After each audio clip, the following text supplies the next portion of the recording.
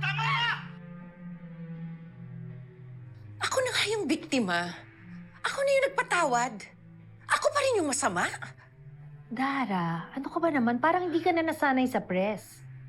They will turn anything and everything into a story. Pero mali yung kwento nila eh. At yung Mincy na yun, she's nothing but a lying, backstabbing snake. Mas malansa pa siya sa mga tinitinda niyang isda. Sa mabahong palengke pinanggalingan niya. Ano ba yung mga sinasabi mo, Dara? Aren't you a bit overreacting? Can you please take a seat? Upo ka nga muna. Sige na, come on, sit down, sit down. Diba? Tapos na yung issue na yan, right? Hindi pa kami tapos. Sa pagkakataong ito, sisiguraduhin ko na hindi na siya makakabangon.